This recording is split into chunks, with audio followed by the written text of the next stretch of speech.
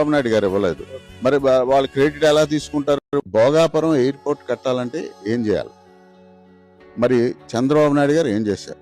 చంద్రబాబు నాయుడు గారు అక్కడ ఇల్లు, ప్రజలు, అలాగే రైతులు ఉండగానే ఆయన శంకుస్థాపన చేయడం జరిగింది. జగన్మోహన్ రెడ్డి గారు ఏం చేశారంటే వారికి ప్రత్యామ్నాయం ఏర్పాటు చేసి ఇక్కడ ఎవరైతే భోగాపురంలో నివసిస్తున్నారో వాళ్ళు స్థలానికి 10 లక్షలు, వాళ్ళ ఇంటికి 15 లక్షలు ఇచ్చి వేరే చోట 5 సెంట్లు వరకు కేటాయించి 9.5 లక్షలు ఇల్లు కట్టుకోవడానికి ఇచ్చి ఇసుక కూడా ఫ్రీగా ఇవ్వటం జరిగింది. ఇది not same to same. Chandrababu Naidu గారికి, జగన్మోహన్ రెడ్డి గారికి తేడా ఇదే. అంటే సార్ ఇప్పుడు అంటే వాళ్ళ స్థలానికి 15 లక్షలు ఇచ్చారు. అంటే ఇంటి ఇల్లు అంటే వాళ్ళు ఉన్న వాల్యూ వాళ్ళు ఏదైతే ఉన్నారో భోగాపురంలో దానికి 15 లక్షలు ఇచ్చారు. అంటే 25 లక్షలు అక్కడికి. 25 లక్షలు అక్కడికి. ఇది ఉదాహరణకు మాత్రమే.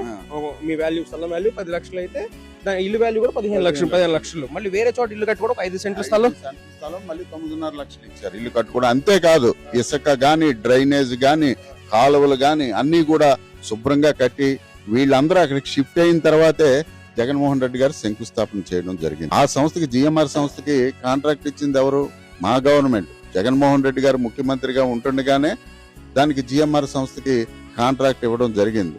చంద్రబాబు నాయుడు గారు ఇవ్వలేదు. మరి వాళ్ళు క్రెడిట్ ఎలా తీసుకుంటారు? భోగాపురం ఎయిర్పోర్ట్ కట్టాలి.